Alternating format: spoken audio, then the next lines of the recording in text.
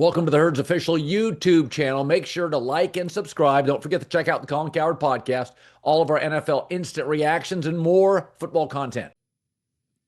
Oh, we got a Monday show. We're live in Chicago. It's the Herd. Wherever you may be, however you may be listening, whatever the platform is, Sean McVay of the Rams, Lincoln Riley of the Trojans stops by. They got a big one with Oregon. Colin right, Colin wrong 1 hour from now. J-Mac, you have been down on Kansas City all year, and it appears you were right. You know. Listen, this is, to be the best, you got to beat the best. You may have to scrap the where Colin was wrong segment. What are you going to mention the Blazing Five, big guy? Well, we'll get to that. We'll get to that later. So let's start with this. That was the kind of game that we have been watching for the last 5 years, Denver and Kansas City, and you had this sinking feeling Kansas City would figure it out. Andy Reid was off a bye. They got a couple trick plays. They'll figure it out. But it was actually Denver that I felt would win the game. And Denver manipulated Kansas City in that final drive. Kansas City's now lost to the Jags, the Eagles, the Bills, Denver, the Chargers. All playoff teams today. 0-5 against playoff teams, and their wins. Raiders, Commanders, Giants, and whatever the Lions are these days. Listen, some of this is you pay a quarterback big money, you have a limited roster. I mean, Sam Darnold, team-friendly deal. Seattle's young. Look at that roster. Yikes. The track team. 7 of the top 8 cap hits in the NFL right now at quarterback. 500 or worse. And the Chiefs are done a really good job to kind of manipulate it so Mahomes isn't a huge cap hit. But Travis Kelce, he's on his last legs. Chris Jones is like the 62nd ranked defensive lineman. Everybody at the top of that salary chart there doesn't feel the same. Mahomes doesn't feel the same. So Denver's offensive line, clearly better. Denver's run game, better. Denver's pass rush, not close, better. Denver's secondary, pretty good. Denver's wide receiver group, I think it's underrated. I like their wide receivers. It can be Franklin now and Bo Nix connect. Mims, Cortland Sutton, the young kid out of Illinois. Like, they got dudes. I watched that game and you watched that game. It felt like to me, when Denver got the ball at the end, they, with Bo Nix on that rookie deal and all that length at wide receiver and that dominant offensive line and that pass rush, they had more options. And we all saw it coming. I didn't think it was a controversial take when I said the dynasty's over for Kansas City. I said that in August, and I said Broncos are going to win the division. You watched it last night. I watched it. Denver has better units, better groups. I mean, Mahomes is going to be better than Bo Nix, but I don't know. They were in 11 one-score games last year. What does that mean? The margins are getting thin. They just won all of them. This year, they're losing all of them. But, I mean, Sean Payton, the way he talked, Bo Nix, the way he played, the pass rush, it wasn't disrespectful to Kansas City, but I didn't see any fear. I think Denver, I think Sean Payton, I think Bo Nix, I think Denver knows they have more good players than Kansas City. I think they know they have a better pass rush. They have the best corner. They have deeper wide receivers. They have the better offensive line, and I think Denver knows it. I mean, Andy Reid off a bye scored 19 points with Patrick Mahomes. Off a bye. So you pay the quarterback big money, like in Buffalo. I don't love the Bills roster. I think Kansas City's done a good job to manipulate the Mahomes salary, but I'm watching Denver and you're watching Denver. Denver's got more good players. And Chris Jones had a sack yesterday. Doesn't feel the same. He's an interior defensive lineman. Those guys age quickly. Tight ends outside of George Kittle age quickly. So that final drive to me felt very Mahomes-esque. Bo Nix had pass protection. He could use the run game. He was running. He was twitchy. He was nimble. He had options. A lot of good wide receiver choices. I mean, it didn't look like a fluke to me. It looked real. Denver and Sean Payton officially the team to beat in the AFC West. And yesterday, they had the Chiefs feel. They manipulated the clock. They controlled the outcome. That's what Kansas City did the previous half decade. Here's Bo Nix after. If you want to be the best, you got to beat the best. And, if you're, some say if you're scared, go to church. If you're going to play this sport, if you're going to play this game for too long, you can't really be intimidated, or there's really no sense in going out there. If you don't believe you're going to win and eventually get to the top, then I feel like you just waste so much time. Okay, so the Chicago Bears are 7-3, and here's what I saw yesterday. I heard this. Well, it's not really sustainable. All right, let me look at something real quick with you. They were better than the Vikings on third down. They rushed for 140 yards. They never turned it over, and they dominated time of possession. That feels sustainable to me. Well, it's ugly. Well, Denver's winning ugly. Philly's winning ugly. The Jags always win ugly. Chicago's got the second best rushing attack in the league, fourth in total offense, top 10 in yards per play. Those are the numbers Vegas cares about. That feels legitimate to me. Their number one issue is actually, and you have this with young teams, you saw it yesterday with Seattle, you've seen it with Green Bay. The problem is too many penalties. Well, you got a new coach, he's young. You got a new quarterback with this coach, who's young, he's young. They make mistakes, but you can clean that up. You can't create a lousy run game and turn it into a great run game by Thanksgiving. I can take a team that has too many penalties and clean it up by Thanksgiving. So, I mean, Chicago's won 7 of 8. It feels totally legit. Who's winning beautifully? Buffalo, no. Denver, no. I mean, I see a young coach. I see a young quarterback. They've got a lot of, they're great in the fourth quarter. It feels very much like Denver to me. Does it not? Young quarterback, great play caller, nice offensive weapons. The Bears defense, they're getting Jalen Johnson back, is the cornerback. But even without him, they take the ball away. So look at their division for the Bears, people say it's not sustainable. The Vikings are lost offensively. Green Bay wins, but their identity is funky. I'm not sure. Matt LaFleur wants to run, but they can't, so they pass reluctantly, but it works. And Detroit, again, Ben Johnson left that offense. Detroit's offense is not the same. They hired within the organization. Not a fan of that. It doesn't look good. So, Chicago and Caleb, there's too many penalties. They're flawed. But here's what they do. Tell me if this stuff is sustainable. They run the ball as well as almost anybody in the league. They don't turn it over, yet they take it away from you, and they're excellent playing from behind, which has always been a have and have-nots line of demarcation. Can you play leading? Can you play trailing? So when you have a great run game, you can play with a lead. You can kill the clock. The question is, great run teams often, this was always the knock on Lamar Jackson, do they play well from behind? No, Chicago does. So I don't get is it sustainable? This league smooshes everybody together. The team that always wins close games is Philadelphia. Well, did you think that was art last night? You thought that was pretty? Philadelphia only wins ugly. So Ben Johnson, the other thing they do, they've eliminated the negative plays. We talked about that all off season. Remember when Belichick talked about Brady? What's the best part about Brady? He had no negative plays with Tom. He didn't say Tom's arm or size. Yeah, with Tom, we had no negative plays. It was always 2nd and 4, 2nd and 3. It was never 2nd and 22. So Chicago's eliminated the worst thing they did last year, all the negative plays. They don't do them. And I know this sounds very remedial and simple. Here's what the Bears do really well. They go forward. They move the ball forward a lot. And that's what Belichick said about Brady. His favorite thing is, yeah, we got rid of it quickly. We didn't take sacks. We didn't have pre-snap penalties. So Chicago's got some things to clean up. But to me, when you say it's not sustainable, they run it, they take it away, they don't turn it over. A durable quarterback, great in the fourth quarter. What's not sustainable? Here's Caleb on another W. It doesn't matter when, it doesn't matter how, it doesn't matter who, it doesn't.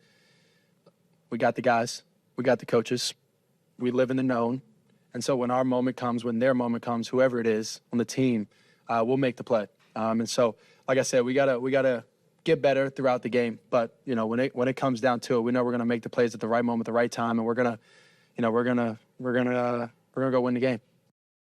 I watched that game yesterday, and my takeaway is Chicago deserved to win.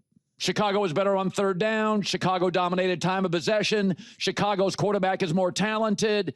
Like, Minnesota doesn't know what they are. Had they lost that game, you'd have felt like, man, they gave one away. Yesterday, Chicago was the better team with a better identity, the better quarterback, and right now a coach who I love this about Ben Johnson. This is where he and Sean McVay are similar. Everybody thinks McVay and Ben Johnson, they're clever. Yeah, but fundamentally, they're tough guys. They like to run the ball and dominate time of possession and play clean football. Rams don't make a lot of mistakes. Caleb doesn't throw a lot of picks. That run game, first thing Ben Johnson did, guard, center, guard, not sexy. Guard, center, guard. Let's develop a run game. They did, they have, and it's sustainable. Okay, Seahawks-Rams game was nuts. And McVay's on. it was just absolutely nuts. The fact that Seattle was coming down to win the game on a kick with 4 Sam Darnold ugly picks, 3 of them really ugly, is remarkable. We'll talk about that next. Well, today's show is brought to you by our new presenting sponsor, Hard Rock Bet. This is that golden time of the year when it's not just pro football, NBA, college football, college hoops, hockey, all share the stage. There's always something to bet on. If you haven't tried your first bet on Hard Rock Bet yet, there's still time to get $150 in bonus bets if you win. All you have to do is place $5 bet. That's it, $5. If it hits, you not only get your winnings, but $150 in extra bonus bets. And if you're looking for an edge before you lock in, check out the Hard Rock Bet Stats Hub. Trends, it's loaded with streaks, stats to help guide your picks. So numbers don't lie, neither does the data in there. The Hard Rock Bet app sportsbook, it's the only legal sportsbook for whenever you're in Florida. It's also live in Arizona, Ohio, New Jersey, Indiana, Tennessee, Virginia, Illinois, Colorado, coming soon to more states. Plus, Hard Rock Bet offers new promos every single day. So whenever you're listening, just open the app, check out what you've got any day of the week. Download the Hard Rock Bet app and make your first deposit. Sean McVay coming up later this hour. What a wild, weird game. These are such different teams, although they're both well coached and they're both really athletic, and the Rams defense is young. Seattle's entire roster is young. And I think the best way to put this, I feel like the Rams are the cleaner tactician. They're the Floyd Mayweather. The Seahawks are Tyson. You're swinging from the heels, okay? But yesterday, I mean, how can Sam Darnold throw 4 picks and they're going for the win? If Stafford throws 4 picks, they get blown out. Why? Stafford is older. He's a cleaner quarterback. He hasn't had a pick since September. They don't have penalties. It is a very mature offense that's well coached, very efficient. I've been saying for weeks, it's the cleanest team in the league. Seattle is the younger, crazier brother who's super talented, but does stuff sometimes that's way reckless. But Darnold's ability, he's so athletic to ad-lib out of plays that fail or play calls that aren't working, that it gives Seattle a second, a third, a fourth life. Rams take a lead. They're great on script. They don't have any penalties. They don't make mistakes. They have the greatest punt ever. And here are the flailing Seahawks and Sam Darnold and picks, and they just keep coming at you. It is just a flurry and a fury of athleticism from Seattle. They had over double the first downs. In the second and third quarters, Rams never had the ball.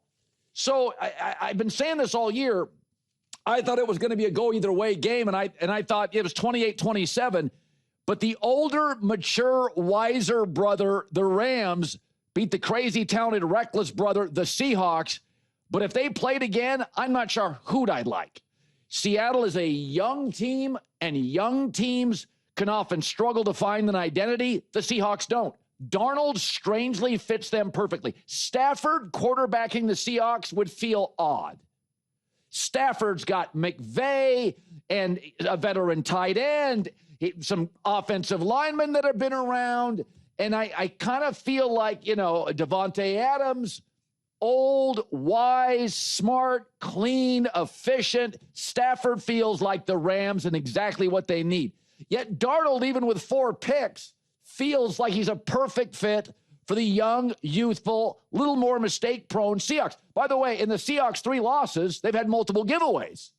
And they're still all one-possession losses. So, I mean, you get into the octagon with the Seahawks, and they're just bringing massive athleticism. And they're going to make mistakes, and they're going to come at you 100 miles an hour. And, I mean, again, if Stafford threw 4 picks, I'm like, oh, the Rams would lose ugly. Seattle throws 4 on the road, gets the ball kicked down to the 1-inch line, and almost wins it. It's just, Seattle is just so much athleticism, and it's a wildly dynamic team to watch. The last team I'd want to play in the playoffs, honest to God, would be Seattle. They're just coming. You better be prepared for a fight. And Ernest Jones, after the game, linebacker, formerly of the Rams, now of the Seahawks, says, don't be banging on Sam Darnold.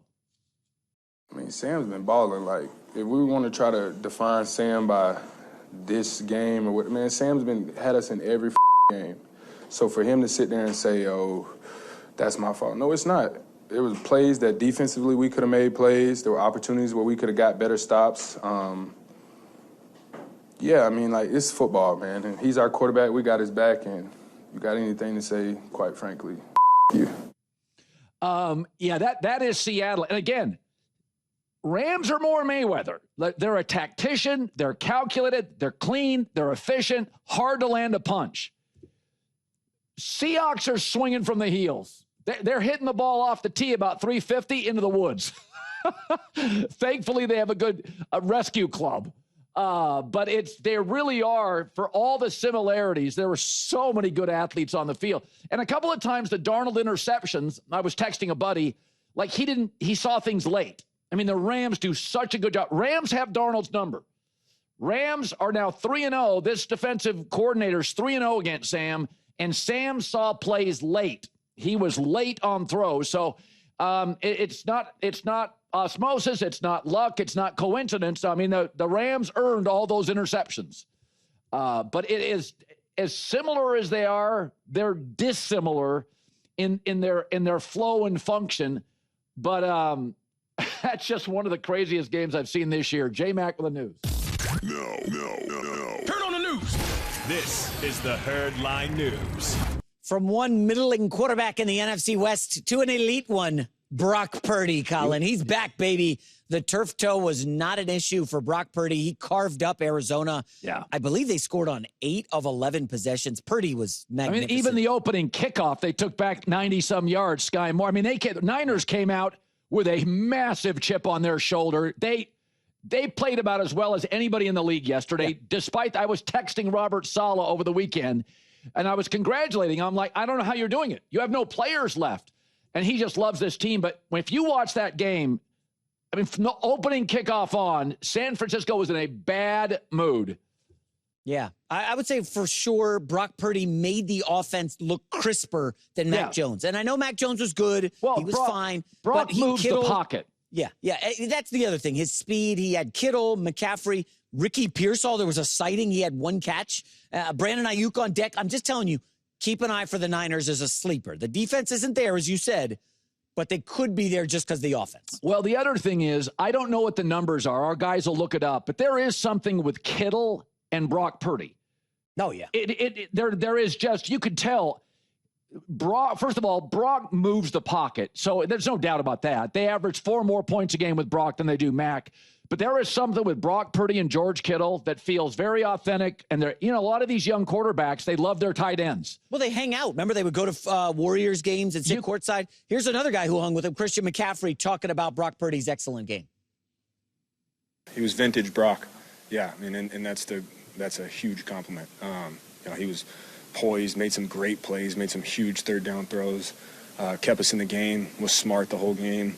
That to miss games like that is really hard, and to come back in the middle of the year and I think people kind of just watch and like, oh, he had a good game, whatever. But to be out that long and to come in and do what he did today is extremely impressive.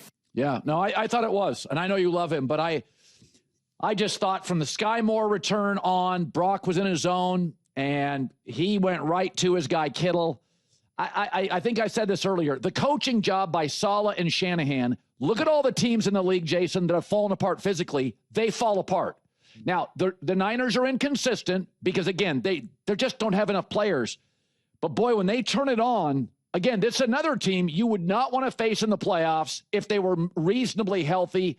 They are really exceptionally well coached. Two other reasons to like them, Colin. They had their first 20-yard carry of the season in Week 11. They were the last team to get there. I wonder if the return of Purdy just gave the defense different looks. Arizona could not stop them all day. And, Colin, you look at the schedule down the stretch. Oh, I did. Carolina and Cleveland up next. The Cleveland game is going to be tough at Cleveland. Then look at that, the late bye. Yep. That is fascinating because it gives them a chance to recalibrate the health of an Ayuk, a Pearsall, incorporate new concepts. I think San Francisco's a bye team going forward. I think they're a lock to make the wild card. Obviously not going to win. How about that last game of the year with Seattle? Oh, my God, how good. That'll be a Fox game. Seattle and San Francisco in Santa Clara. That could be for seeding. That could be for the playoffs. Should be a really, really good one. Next story, not as good of a California team, and that's the Chargers. Yeah. Colin, heading into their bye week, they went to Jacksonville and looked disinterested. It looked like they didn't want to play. The worst loss of the Jim Harbaugh era. They lose 35-6 to Jacksonville. I mean, Jacksonville had 30 first downs. I mean, this was staggering. I did not anticipate this. It was just a no-show from the Chargers, which is very uncharacteristic for a Harbaugh team. All Jacksonville games are weird. I mean, Jacksonville beat Kansas City. I just wonder, how long can you Band-Aid the offense? And that's how I look at them. Now, they're just putting Band-Aids and Bondo all over this offense, and I think at some point, I mean, we know Jacksonville. They've been drafting near the top of the draft for years. They've got talent. They have two good running backs. They have two good defensive linemen. It's not that Jacksonville doesn't have talent. They kind of lack structure and momentum and culture. But when you watch that game yesterday, you're like, yeah, Jags have a ton of really high-end players. You can see it. It's not a mirage. When you draft top 10 a lot, you get a lot of really good players, and they have them. Yeah. Even more worse news for the Chargers. They got the Eagles on deck. They got the Raiders, then the Eagles, Chiefs, Dallas, Houston's defense, Denver's defense. Colin, that offensive line can't protect Herbert. Can't. They're probably not going to make the playoffs. And I don't think people should overreact. Just because you lose both your tackles, you got no chance. Or a couple big breaking news here on another injury in the NFL tackle. These guys are invaluable. If you can't protect your quarterback. Look at the Eagles when Lane Johnson doesn't play. That's the one. He's probably going to go on the IR now. Jalen Hurts is 5-9. Without Lane Johnson, a right tackle, not a left or right. So it's you lose both elite tackles. You got no shot. Yeah. Here's Harbaugh on the loss. We got beat every which way you could possibly be beat. We just weren't doing anything well. Offensively, we weren't running the ball well. We weren't protecting. We weren't getting open. And defensively, same. We weren't stopping the run. We were loose in coverage. I mean, go through every phase, and we got beat every which way you could get beat. Yeah, we were out physical as well. Any reason? Every phase. I mean, we can go through it. Now we're going to figure out what we're going to do about it. Yeah, I think their teams sometimes can try to fool themselves. I think they knew very early in this game they were in big trouble, and it just went sideways fast. Yeah, they're getting Hampton back apparently after the bye week. Final story, Colin. Shedeur Sanders. Everybody take a deep breath, okay? Dylan Gabriel leaves with a concussion. Shedeur Sanders comes in. The stat line wasn't great. 4 of 16, 47 yards, a pretty brutal interception, although the offensive line did him no favors. I don't want to pile on the kid, okay? Here's the problem. He takes to the podium after the game, Colin, and take a listen and let me know what you think of this.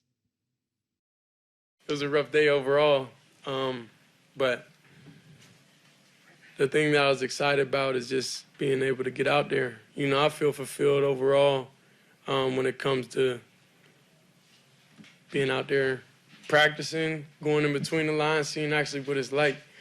And I know I'm made for it, I don't think it was a doubt in my mind that that final drive was going to go down there. score. Things happened, we didn't, but I was just excited because I knew what I was going to be able to do out there. Yeah, it's fine. I mean, listen, there's going to be people that defend him and go, why isn't he taking first-team reps? Well, Josh Dobbs went to the Vikings without a practice and threw for 350 yards. Baker Mayfield came to the Rams and had one practice, I think one, and had a game-winning drive. This idea, he's been with the team for 6 months. Like, he's ready to play. You don't need first-team reps. I got all sorts of guys in the NFL. Joe Flacco shows up in Cincinnati, and an hour later he's throwing touchdown passes. He's fine. He had a couple spin moves that I liked. He had a good throw deep. There's not much to be made from it. I will say this. Dylan Gabriel had stabilized the offense the last couple of weeks, and this coaching staff prefers Dylan Gabriel based on who they're playing. And I think Shedeur looked looser than Dylan Gabriel. Dylan Gabriel is what he is, knows what he is. I thought Shedeur, gets a little negative running backwards, maybe thinks he's a little more athletic than he is. He was fine. But I don't buy into the excuses. Well, what about the first team reps? Josh Dobbs won a game with no practices joining Minnesota. This kid's at 100 practices with the team. He knows the offense. If you look at some different angles on the interception, the Ravens had a guy blitz right up the middle, untouched. And Shedeur just he had no chance on the pick. So I'm not going to bury him. I'll say this, though. They faced the Raiders this week in Vegas. Now, obviously, the Raiders have Crosby, who's very good. But the Raiders are having a short week, right? They play tonight. There's a world where if Shedeur starts, he has some success. I'm not going to rule out that Shedeur has a good first start if he faces the Raiders this week. They're not good. We know that.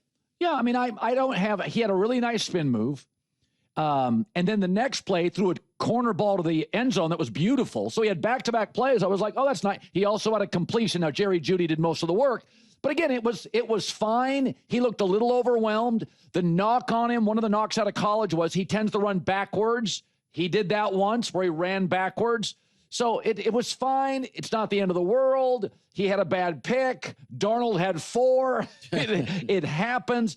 But I don't buy this. Well, where are all the reps with the first team? Guys, backups are backups for a reason. I mean, you don't get a lot of reps with the first team. In life, you're going to get opportunities because somebody's sick at work. You're not going to get a lot of reps with the first-team employees. That's the way the world works. J-Mac with the news. Well, that's the news. And thanks for stopping by. The Herd Line News. It's interesting. J-Mac talked about that George Kittle and Purdy hang out together. And you could watch yesterday. You can tell they've got something works. Brock Purdy has a 141 passer rating in his career when targeting George Kittle. So it's very obvious. That's the one thing. Purdy moves better than Mac Jones, and he and Kittle, there's a symmetry, and it just jumps through the TV. So, okay, all Eagle games should come with a Red Bull, so it keeps all of us awake. They're kind of really good and really boring, and now it'll get worse because Lane Johnson is out for several weeks. It's not season-ending, but he'll be out a month plus. And Jalen Hurts' passer rating gets into the 70s without Lane Johnson. So I thought the Spurs Tim Duncan dynasty was boring. Philadelphia wins all feel like they're doing it by submission. So they're second most 3-and-outs, top 3 in punts, and yet they just kind of squeeze you. They're a little bit like a python. They just kind of squeeze you to death. And last year, at least, you were getting those Saquon Barkley big explosive runs. You don't get those. They're bottom 5 in passing offense. Man, were they targeting A.J. Brown last night. So it's not much fun. It's got an assembly line feel to it. In fact, Jalen Hurts is 4-0 this year in his 4 worst games. So they're unlike Buffalo, which feels very beholden to how Josh Allen plays. Philadelphia can win ugly. That's kind of the only way they win, by submission. And there's the old saying, Bill Belichick used to always say, his genius as a defensive coach was, I want to make the other team play left-handed. I want to take away their strength. What is Philadelphia's strength? I mean, A.J. Brown got the targets, but Devontae's been more reliable. Saquon Barkley's great, but not this year. Jalen doesn't throw a lot of picks. He also doesn't throw for a lot of yards. I mean, their defensive interior line could be their identity. They're great. So Saquon Barkley's regressed. There's wide receiver drama. The quarterback's limited. They squeeze you into submission. They're not even pushing much. Here's Nick Sirianni on the win. As I watched football today, I feel like I saw a lot of like teams waiting to lose. Our team's waiting to win because they know how to win. There's something to be said for that, of knowing how to win and knowing how to figure out ways to win. Do we want things to be better? Yeah, of course. You're in a constant quest of getting better. Well, speaking of winning, the Rams did again. Stafford plays another clean game. Sean McVay next. It's the Herd.